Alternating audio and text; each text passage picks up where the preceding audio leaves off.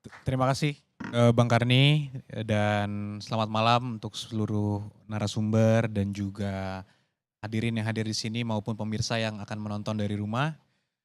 Mungkin pertama-tama saya komentari sedikit tentang yang disampaikan oleh Mas Roy tadi tentang penahanan. Walaupun ada beberapa poin yang ingin saya sampaikan, tapi mungkin penahanan terlebih dahulu. Kalau dari kami tentunya sangat menghormati proses penyidikan yang sudah berlangsung yang dilakukan oleh Polri yang sudah 1 tahun lebih. Bukan hanya penyidikan tapi dilakukan juga penangkapan di akhir sebelum dilakukan pelimpahan. Menurut pandangan kami itu semua memang sudah sesuai karena memang diatur kewenangan tersebut dalam hukum positif yang berlaku di hukum acara, yaitu di KUHAP. Memang yang menjadi diskusi topik yang hot topik malam ini kan bukan hanya di sini tapi di beberapa media lain adalah tidak dilakukan penahanan oleh kejaksaan. Memang kalau kita lihat secara objektif, biasanya, lazimnya kalau ditahan di kepolisian, memang biasanya dilanjutkan penahanan tersebut. Mungkin itu semua kita bisa setuju bersama. Namun realitanya kan tidak. Di sini ketika dilimpahkan, Mas Roy dan Bu Tifa tidak dilakukan penahanan. Dan mengenai hal itu kami sangat menghormati karena itu adalah kewenangan daripada kejaksaan. Kami sejak awal juga konsisten. Kami sudah melaporkan ini sudah 1 tahun lebih. Sejak awal kami juga tidak pernah mendorong adanya penangkapan, penahanan dan sebagainya. Karena memang tidak ada insentif bagi kami untuk dilakukan penahanan. Kenapa sih kita memang melaporkan ini ke kepolisian? Itu kan pertanyaan fundamentalnya sebenarnya. Mungkin saya flashback sedikit Bang Karni, bahwa perkara mengenai ijazah Pak Jokowi ini sebenarnya sudah bergulir dari sebelum Mas Roy Suryo sebenarnya. Dari tahun 2023 ada dulu dari beberapa kelompok mengajukan gugatan perdata di PN Pusat. Itu Pak Jokowi kebetulan masih presiden pada saat itu. Kami juga kuasa hukumnya. Di situ Pak Jokowi digugat dan dipaksa untuk menunjukkan ijazahnya. Di gugatan PN Pusat tersebut kami menang. Gugatan tersebut gugur, tidak dapat diterima. 2023-2024. Pak Jokowi masih presiden. Bayangkan, seorang presiden digugat seperti itu dan diladenin secara hukum. Secara formil kami hadiri persidangan, kami ladenin sampai ada putusan. Yang sekarang sudah ingkrah. Bahwa memang gugatan tersebut tidak dapat diterima. Ternyata setelah gugatan itu dimenangkan juga oleh kami, ternyata isunya masih berlanjut juga. Setelah Pak Jokowi purna tugas, 2 periode dipercayai oleh rakyat Indonesia untuk memimpin Republik ini, ternyata tetap di tahun 2025 awal mungkin dari pihak Mas Roy, Ibu Tifa, dan beberapa pihak lainnya terus menggaungkan mengenai isu ijazah Pak Jokowi ini.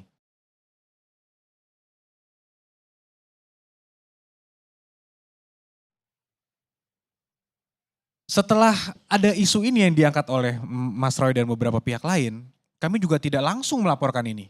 Kami mengkaji terlebih dahulu, kami melakukan press conference untuk mengingatkan bahwa ijazah Pak Jokowi itu asli, bisa didukung oleh semua bukti-bukti yang sangat legitimate, sangat kuat.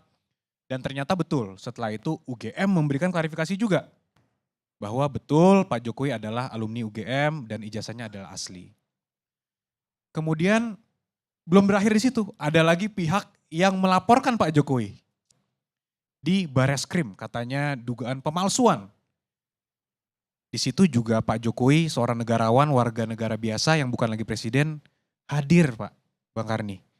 Hadir untuk diperiksa dan ijazahnya pun diberikan, diserahkan untuk dilakukan pemeriksaan di Lab 4. Kami ikut mendampingi juga, prosesnya dijalani seperti biasa, dan ternyata hasilnya dihentikan penyelidikan tersebut karena tidak terbukti.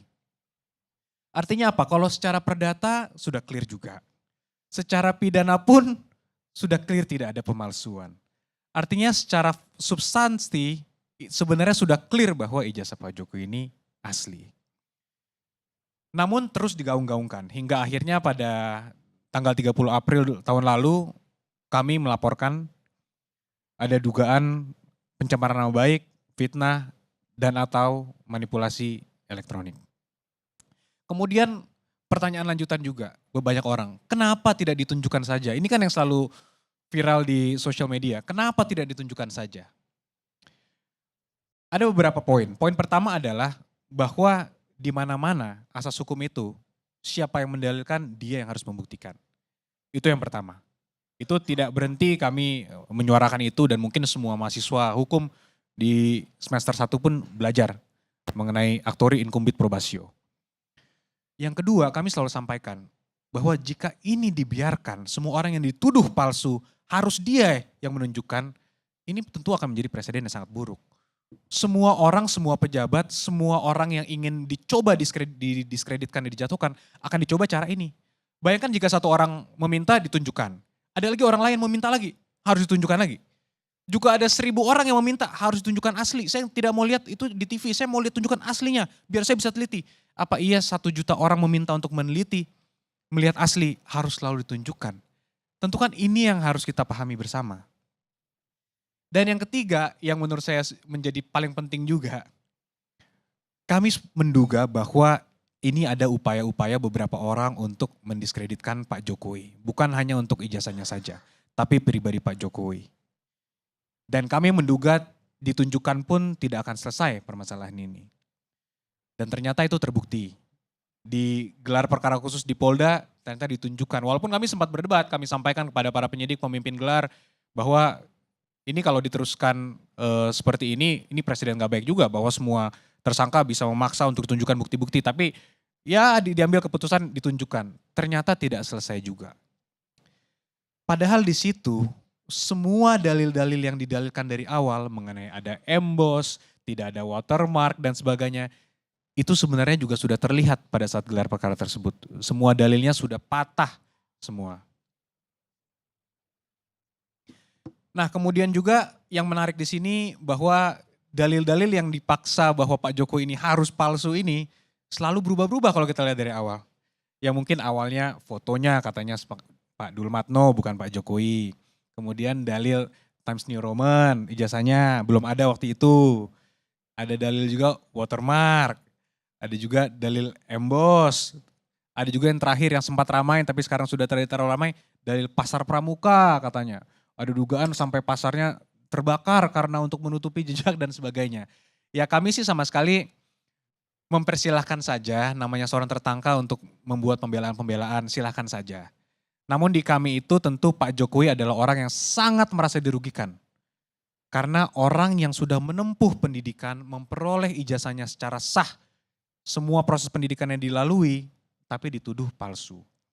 Kalau memang Pak Jokowi niat untuk memenjarakan atau mempidanakan, mungkin sudah dari dulu Bang Karni. 2023, pada saat itu beliau presiden. Mungkin kalau orang awam berpikir seorang presiden sangat mudah lah kalau untuk memerintahkan bawahannya pada saat itu kan bawahannya untuk melakukan investigasi terhadap ini. Tapi tidak, beliau santai saja pada saat itu. Tapi udah ada yang dipenjarakan. Kami bukan pihak di situ Bang Karni. Pak Jokowi bukan pelapor di situ.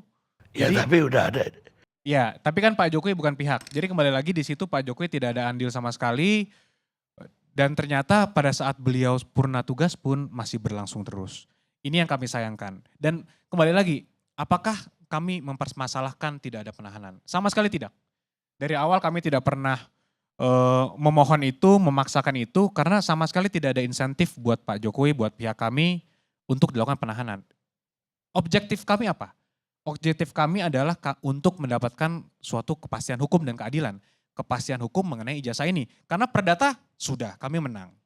Pidana yang mereka melaporkan sudah dihentikan, artinya kami menang juga. Mereka mengajukan citizen lawsuit juga katanya.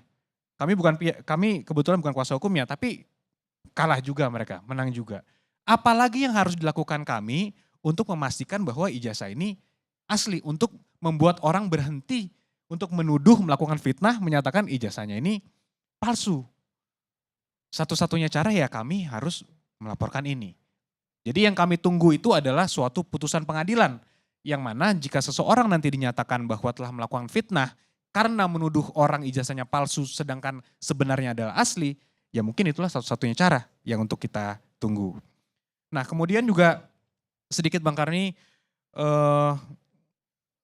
mengenai UGM ini juga. Saya pernah bertemu Mas Roy juga di salah satu stasiun televisi, saya juga tanya ke Mas Roy, Mas kalau ijazah hilang kita mintanya ke siapa gitu. Ya ke UGM sebagai penerbit gitu. Jadi ini memang sebenarnya tanpa permasalahan hukum yang panjang, kan simpel, ijazah ini membuktikannya ya tanya penerbitnya betul atau tidak dia menerbitkan. Kalau penerbit sudah menyatakan betul saya terbitkan sebenarnya selesai. Tapi kan tidak seperti itu. Ya jadi ya dari kami Bang Karni sangat menunggu proses ini cepat disidangkan.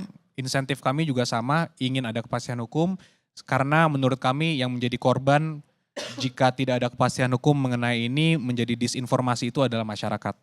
Kami cukup prihatin dan ingin di era seperti ini, era digital, era post-truth seperti ini, masyarakat tidak lagi menjadi korban.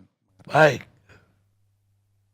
Sekarang giliran. Sedikit aja Bang Karni, sedikit aja. Saya ingin memberikan apresiasi kepada tim hukum asli Pak Jokowi ini.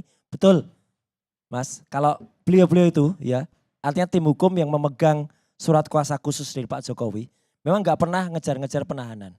Yang masalah itu, yang mengganggu Republik ini itu, banyak lawyer-lawyer palsu yang tidak memegang surat kuasa khusus dari Pak Jokowi, bahkan ternyata mereka itu perkaranya juga ternyata nanti tidak ikut disidangkan, mengaku-ngaku tim hukum Jokowi, tim hukum merah putih biru dan lain sebagainya, teriak-teriak banget. Itu yang teriak-teriak, tohon, bahkan kemarin bakar Kejati. Malah mau bakar-bakar kayak gitu. Itu yang masalah banget. Tapi kalau tim hukum asli, tim kuasa hukum Pak Jokowi, kita apresiasi. Baik.